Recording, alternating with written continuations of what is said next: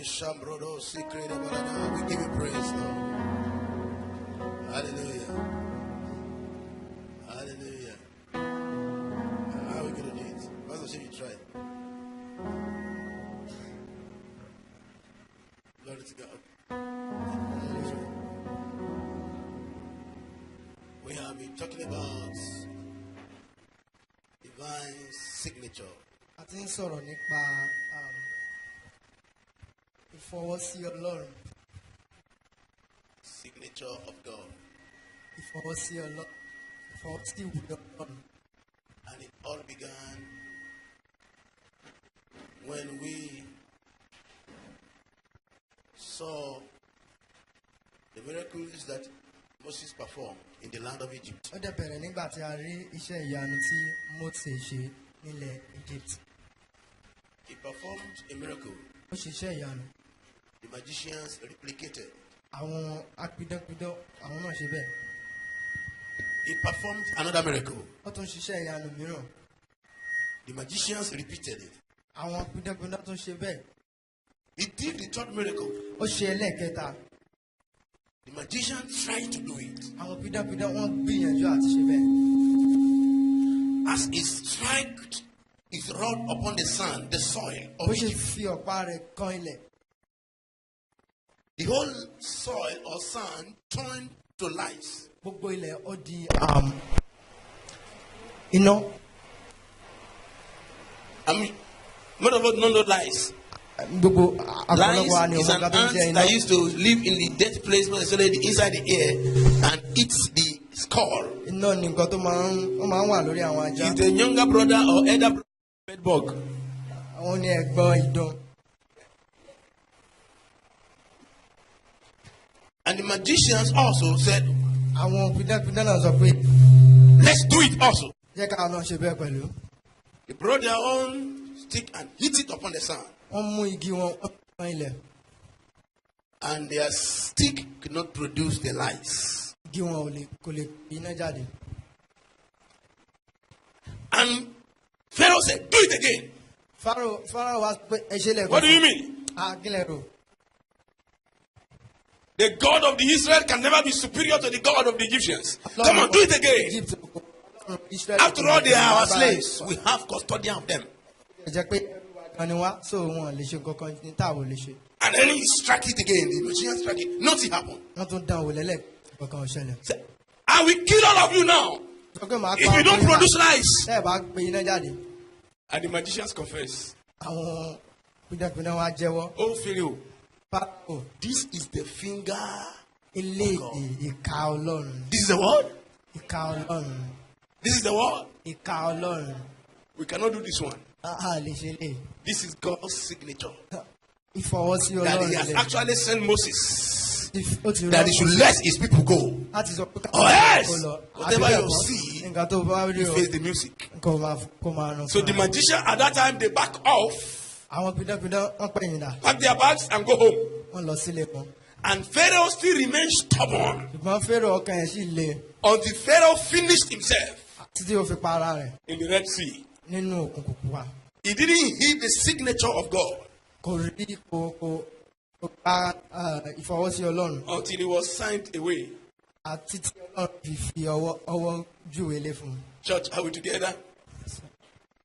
We also mentioned Bethsaida, A sọ̀rọ̀ nípa Bethsaida who was drinking with the cup of God. tóun In his lójú láyà own party. tó ń mu ọtí pẹ̀lú ife ti Ọlọ́run. The cup they took away from the temple of God, the cup they were using for Holy Communion. Àwọn ife tó fi ń gba His ọ̀rọ̀ father Olúwa. brought it, Nebuchadnezzar brought it to the land of Bàbá rẹ̀ kó Babylon. wọlé. He didn't know what to do again. He was so full of power. Kò mọ nǹkan tó fẹ́ ṣe mọ́ agbára ń gùn. Thank you, sir. He was so full of himself and said, today we are throwing party. Àwọn àtọ́ pé ní a máa ju And the serviette will be the cup of God. nǹkan tá a bá fi ṣe ayẹyẹ ní ife Ọlọ́run. Hello? And he took the cup of God, served his wife and his girlfriend.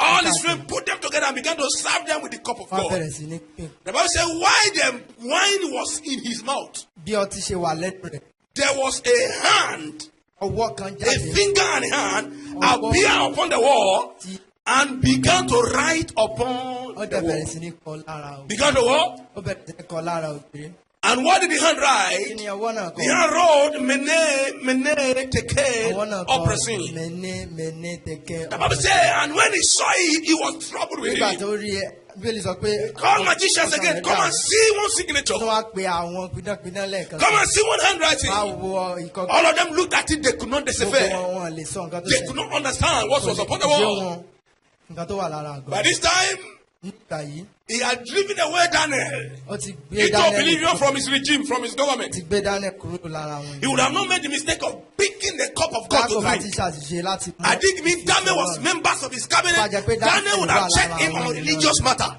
Daniel ò bá ti sọ pé eléyìí. Hello? ó ti ń kọjá Church, are we together? Church, are we together?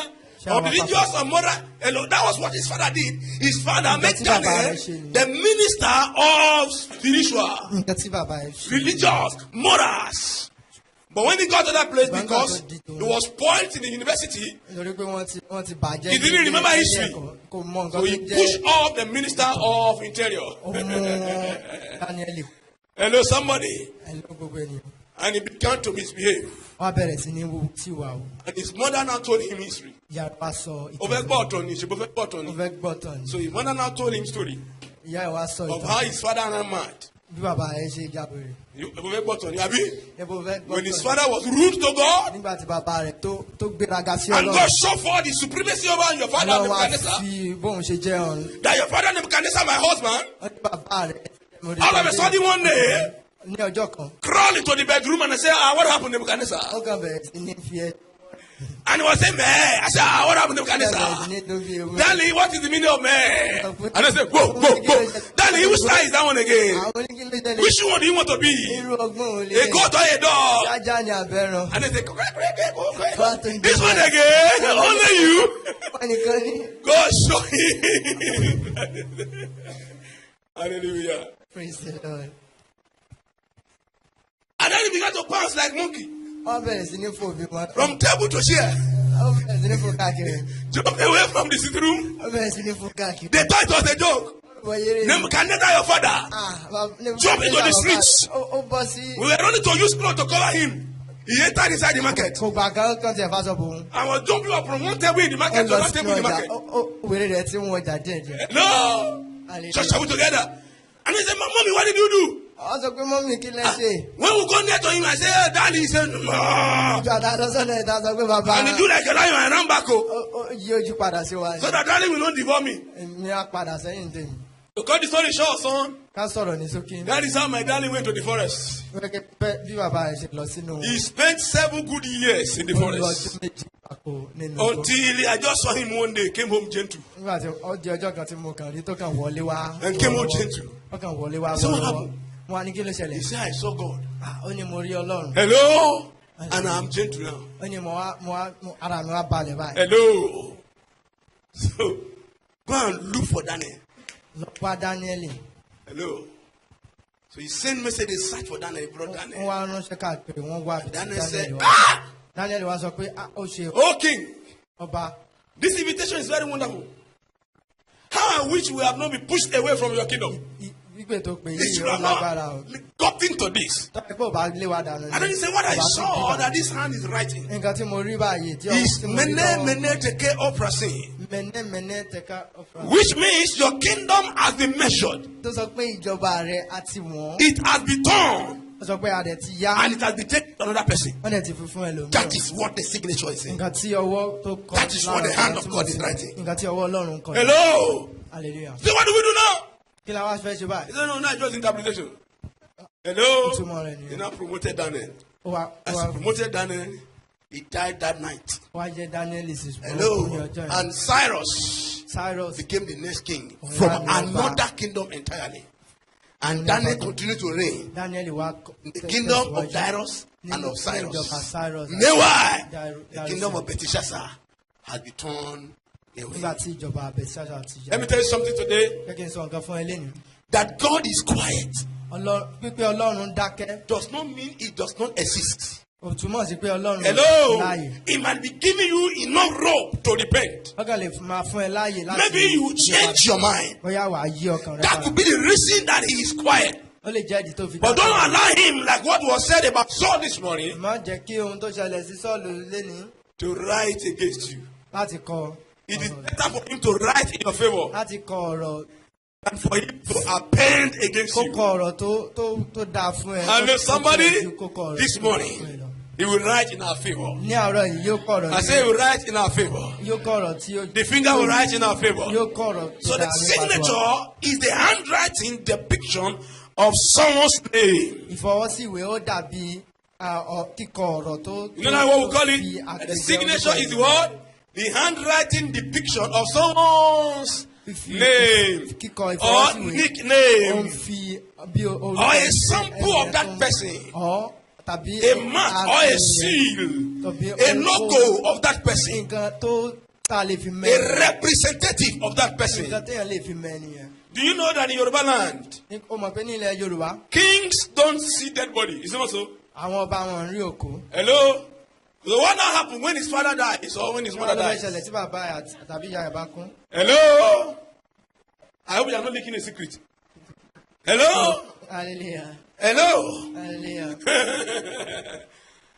Are we together? What now happens when his father dies and his mother dies? Tí bàbá ẹ̀ bá kú. And they want to do final service for the father or the mother. Wọ́n dẹ̀ fẹ́ ṣe iṣẹ́ ẹ̀yẹ ìkẹyìn. What the king will do Kí ni bàbá yóò ṣe? is to send his staff Ó máa wá fi ọ̀pá ẹ̀ ránṣẹ́ to that service. sínú ìsìn yẹn. Hello? And they will bring the staff of Wọ́n that máa king. gbé ọ̀pá ọba They yẹn. will bring it to that service. Wọ́n á gbé wá sínú ìsìn yẹn. The staff of the king Ọ̀pá ọba yẹn represents the presence of the king. ó dúró fún ìwàláyé. Are we together today? Ṣé àwa papọ̀ lẹ́nu? Are we together on that? Sure. The seal, the sign, the signet, the symbol of that king has shown it that the king was present. Ọ̀pá yẹn ó ti fi hàn pé ọba wà nínú. Do we all agree on that? Hallelujah. So several times, Ní ìgbà tó pọ̀, when God look at the situation, he does not want to enter. Ọlọ́run bá wo gbogbo nǹkan. He sends his name. What does he A kàn do? fi orúkọ ẹ̀ ránṣẹ́. I'm not hearing you. A kàn fi orúkọ ẹ̀ ránṣẹ́. He sends his signature. What does he do? A kàn fi ọwọ́ Now, sí what he rẹ̀ did ránṣẹ́. for them in Egypt, he sent his signature to A kàn Pharaoh. fi ọwọ́ Now, what he rẹ̀ did to ránṣẹ́. Nebuchadnezzar, he sent his signature to Ó kàn Nebuchadnezzar. fi ọwọ́ ránṣẹ́. Now, what he did to Belshazzar, he sent his signature to Belshazzar. Please, are we together now? When he discovered that somebody is passing his boundary, he will do what? He will send his Tó bá ti rí signature. pé nìkan tí ń kọjá yìí, And when he lost somebody and he wants to help the person, what does he do? He sends his hand a tún fi ọwọ́ to rẹ̀ náà defend that ránṣẹ́. person. Láti ràn ẹni. Hallelujah. Hallelujah. Hallelujah. Hallelujah. So signature is a depiction of God's name, mark, seal, nickname, or whatever he uses to represent himself. Ìfi ọwọ́ sí ìwé Ọlọ́run, ó máa ń fi hàn pé orúkọ Ọlọ́run lélẹ̀. Hallelujah. Hallelujah. And we looked at that, and then we began to also look at, last week we looked at the three-dimensional of that powerful signature. Ní ọ̀sẹ̀ tó kọjá, a wo ìpanu mẹ́ta tí We saw that the name of Jesus, a wo ìpa mẹ́ta tí orúkọ we Jésù. trace that name until we trace it to the name of Jesus, this authority of À God. ń wo agbára Ọlọ́run títí a fi wo And when we trace it to the ìdèbí name tí of Jesus, orúkọ we're rẹ̀ not wà. saying why is the name of Jesus so powerful. Àwọn sọ pé kí lóye tó orúkọ Jésù fi lágbára That gan. at the name of Jesus, which is last signature of God, at the name of Jesus, why should every knee bow? Why should every Kí lóye tongue tó yẹ pé confess? lórúkọ Jésù gbogbo eékún yóò wọlé. Why should every knee, everywhere, every tribe, every tongue, Kí why lóye tó yẹ should pé they submit gbogbo to that name? ènìyàn gbogbo wọn tẹríba fún Why? orúkọ We náà. said number one, A sọ pé ìdí that the kìíní name carries legislative power. orúkọ náà ó lè Carries what? ó ní Ó agbára ní agbára ìṣòfin. ìṣòfin. Carries what? Ó ní Legislative agbára power. ìṣòfin. And then we also said the name carries the what? The judicial power. Ó ní orúkọ náà ó ní agbára. Hello, I will also say that the name carried executive power. Ó ní agbára mẹ́ta tí ìjọba dúró fún. Thank you. And because of that, And nítorí ìdí yẹn. when you mention the name among the Tí ọba legislators, ní orúkọ yẹn ó lè ṣòfin. every legislation bows to that name. Gbogbo òfin pátápátá wọn á forí balẹ̀ fún orúkọ yẹn. Are we together Ṣé now? àwa papọ̀? Are we together? That's why the Bible said that every handwriting Pé gbogbo ìkọ which was written against us, gbogbo ohun tí a kọ lòdì sí which wa was contrary to us, tí ó lòdì sí wa. were nailed to the cross. A ti kàn Taken wọ́n out of the way. àgbélébùú, a ti mú wọn kúrò lójú Are ọ̀nà. we together? Because it is the last legislation. Nítorí pé òun ni òfin tí ó parí. is the final legislation. òun ni òfin tó It's the kàn. final testament. Òun ni testimony tó. Every other testament Òun ni májẹ̀mú. tó submits lágbára to jù. his testament. Gbogbo májẹ̀mú yòókù. The Bible says if the previous testament were okay, Ó sọ pé tí májẹ̀mú aláwọ̀kọ́ bá dára. there will not be a room for another Kò testament. ní sáyè fún májẹ̀mú kejì. So if the previous laws were good, Tí òfin there aláwọ̀kọ́ bá won't dára. be room for another law. When it's out- Are we together now? If the previous legislations were supportive of our destiny, they will not be overruled, Tí àwọn And ìṣòfin new aláwọ̀kọ́ bá legislations dára. are being Wọ́n ní sí òfin ẹlẹ́ẹ̀kejì. promulgated.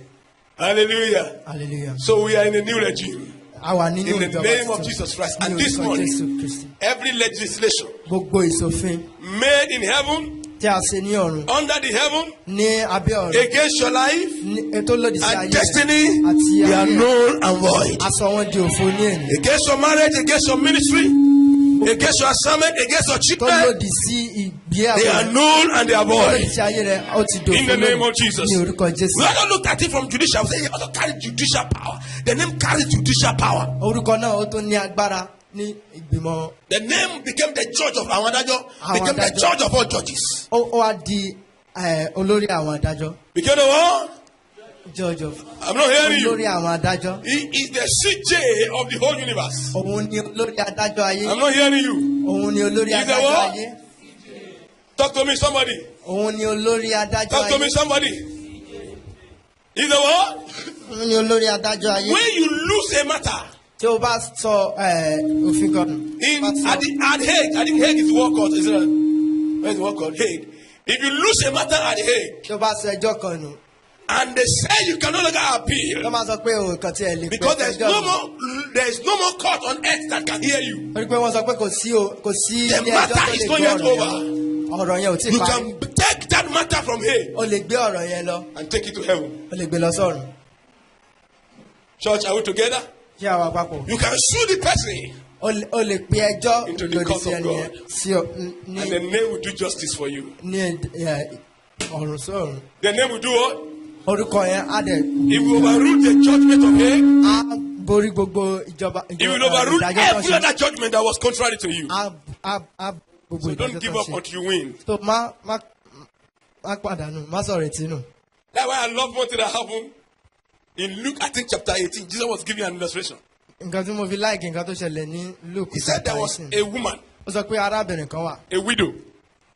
See Ẹni this tí ò woman, lọ́kọ widow woman, ẹni tí ò lọ́kọ mọ́. somebody collected her property, everything from her. Ẹnìkan ti gba gbogbo nǹkan tó ní. Hello?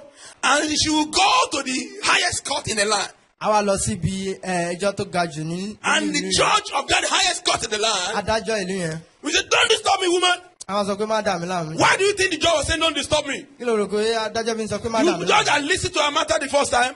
Alájọ́ tó gbọ́ ẹjọ́ The judge will not do anything about the Kò ní matter. ṣe nǹkan kan. Why is the judge not doing anything about the matter? Kí ló dé Anybody? adájọ́ ò fi ṣe nǹkan kan? Anybody who have a clue? Ta ló ní ohun Huh? kan? I'm not hearing you. Huh? Thank you. The judge, Adájọ́ sọ pé are you serious? ṣé ó ka lára báyìí? You think that is how they just talk Ọkàn rẹ̀ bẹ́ẹ̀ bí wọ́n máa ń sọ̀rọ̀ ni. and get justice? Wọ́n sì gba ẹ̀rí ààrẹ. What do you bring for the judge? Kí ló mú wá fún adájọ́? And he said, I said they collected everything for me. I asked him what I brought again. Wọ́n gba gbogbo nǹkan lọ́wọ́ mi, ó tún bí mi pé kí ni wọ́n mú wá. Even if you don't have substance, Tó bá kàn tiẹ̀ ní nǹkan tó fẹ́ sọ. at least you should be able to do something. Ó yẹ kó tiẹ̀ lè ṣe nǹkan. Shake body now. Ó yẹ kó tiẹ̀ mìíràn díẹ̀. Hello. And that is what many lecturers are doing. Gbogbo nǹkan tí àwọn akẹ́kọ̀ọ́. Say, if you know you don't have money, at least you have something. Don't you have something? Tó bá tiẹ̀ lówó ṣé ò ní nǹkan. That is exactly the kind of thing that was going on in that court. Nǹkan tí adájọ́ tó ń And because sọ̀rọ̀. of that, Nítorí yẹn, that judge will not listen to that woman. kò ní gbọ́ ẹjọ́ arábìnrin. Hello. And the woman continued to pester that judge. Ṣùgbọ́n obìnrin náà ó tẹ̀síwájú láti máa. Until one day that woman said, I won't go to this judge empty-handed today. Ó sọ pé lẹ́nìí. Let me deal with the matter in the night. Jẹ́ kí n ṣe. And Jẹ́ she kí n ṣe. brought the matter of the judge Ó mú and ọ̀rọ̀ the adájọ́ matter wá. of her exploiter She now joined the judge in the matter and transferred the case from the transferred the case from the court of the judge and brought the case to the court of the universe and presented a matter before the chief judge of the whole universe. And the chief judge saying, "Go! I have restored back your property to you." So as she entered into the earthly court that morning, and the judge said, "I could not sleep throughout tonight." Hey, you this woman, you just keep disturbing me. What is this your case, sir? What is this your problem, sir? You don't know when they took his property from him. Who is the person that carried your property? He says, "Sama, call the man here. Wait now, give her our property." Hallelujah. Wow. The CJ of the whole universe has taken over. I have a prophecy for somebody this morning. Every matter that has been concluded against you, there is a reversal in your favor. I say, by the highest signature, there is a reversal in your favor. Oh my God. I say, by the highest signature, the name of the King of Kings and the name of the Lord of Lords, the name of Jesus, the name that is above every other name, there is a reversal in our favor.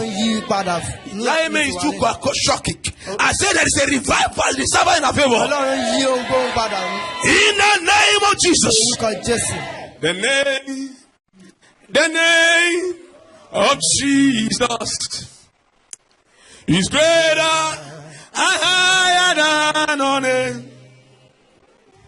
It is not an ordinary name, don't worry. It is a name that's full of power. While I pray. Hallelujah. Hallelujah. The name is full of power. The name. And Jesus was not telling his disciples what that woman did is what I want you to do in prayer. Hello. He recommended the style of that woman to his disciples. He said, when you have stubborn devil, whenever you have stubborn devil, whenever you have stubborn issues, whenever you have stubborn challenges, don't just say once and keep quiet. Don't pray about it twice and keep quiet. Push until something happens. Continue to pester. Am I talking to somebody now? Drag the matter to everywhere draggable. Make sure you get answer before you back out. Hello. Say, because of her impunity, she got answer. This is your week of answer. I said, this is your week of answer. Refuse to keep quiet over that matter. The devil is molesting you, and you are covering the devil. The devil is not coverable. Thank you. I like that one. Don't help the devil. Don't cover him. Hello. He's pushing you to sin, and you are helping him to cover it. By the time he will remove shock from your leg, it will be in the public air. When he removed the shock from, is it Clinton? When he removed the shock from Clinton, hello, the whole world knew that Clinton was a fornicator. What he was doing in the secret came open to the whole world. Something that he would have stopped when he was in secondary school. Came, dogged him until he became the president of the whole world and disgraced him as big as he was. What is the matter? Is it Lewinsky or something? Lewinsky? You remember that story? Even devil is attaching itself to you now. And you are giving him feeder. Don't hello? And you are giving him feeder. And you are condoning the devil. And you are covering the devil. Because your father and your mother is not there. I am sorry for you. Where the devil will expose you, it will be where you cannot hide. That will never be your portion. I said that will never be your portion. That is why I challenge you. When the devil is trying to say, come to this corner, come to this place, tell the devil whatever you cannot do in the public. Hello, if you cannot say it here, better don't bother. Hello, are we together? Whatever cannot be discussed in the light is not discussable.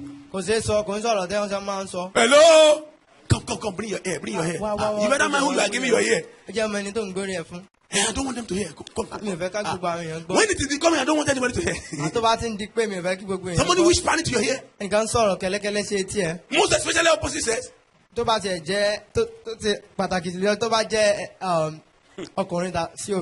Hello. What did the fella say? The fella say, trouble they come. And I go born. Hello. When you see something saying, don't they come so? Then I say, no be for hell. Go to the next room. No be my room. God give us wisdom. And the last dimension of that one is the executive power. So how Jesus Christ of Nazareth was ordained with power. He was going about doing good. Executing the counsel of God. He was the executive of heaven. Going about doing good. Healing all. They were oppressed of the devil. For what? God was with him. He was executing. So he's the chief executive of the chief executives. He said the devil came to execute killing, to execute destruction, to execute stealing. But I came with the counter executive power. Hello. And I come to us all. I am come to give life and to give it more abundantly. My own job is to counter the job of the devil. For this reason, the Son of Man was born, that he may destroy the works of the devil. Please, are we together on that? Hallelujah. Hallelujah. And this morning, there is a higher executive fiat overruling every executive experiences you have ever had. From hell and from aids of hell. All such assignments in your life today, they stand terminated in the name of Jesus. Oh my God. I said they stand terminated in the name of Jesus. That is why he told Peter, he said, take this key. In my name, whatsoever you bound on earth shall be bound in heaven.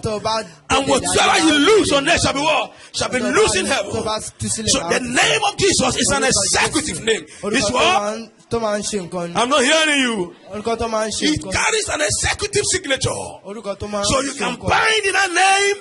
You can loose in that name. Do we all agree together on that? Hallelujah. Hallelujah. Hallelujah. I was to go for an interview before I went to the Bible college. I had met with the chairman of that interview. And he said, you this small boy? No. You want to go to Bible school? How old are you? How old are you? I said, I'm 19. What happened? Don't you have parents? I think it's God that called me. What happened? God happened. Hello? Church, are we together? God happened. And he said, okay. I said, it's God. Say, okay, come to the meeting. So the night I will go to the meeting. I woke up in the night. I carry a chair that is in my room. That time I was in a war. Hello? Carry a chair that is in my room. I told all of them, they call them CC members. I call them, I say, you CC so, you CC so, I command all of you now come and sit down on this chair. You take this chair, you take this chair, you take this chair. Then I move back. I said, begin to hear me now. God has called me to the ministry. And today I'm going to be appearing before you. For my approval to go to the Bible college. In the name of Jesus Christ of Nazareth, I command you to approve when going to Bible college. Amen. Amen. Hallelujah. Hallelujah. When I got to the meeting the following morning, they said, why is that small boy that say he wants to go to Bible school? And I came to hello? They said, are you sure? I said, I'm sure, sir. Are you sure? I told them the dream that I had. That the father was wearing short knicker. They said short knicker. They were laughing. Okay, no problem. Go. Hello. They approved it. Why? I refuse to take it jelenkally. Hello? I refuse to what? I'm not hearing you. I'm not hearing you. Oh, some people are not here. And the person what? Do you know why the devil is pushing you up and down? You are too psychedelic. Hello, somebody. You are too jelenkelic. Hello? Everything. I don't know. Maybe.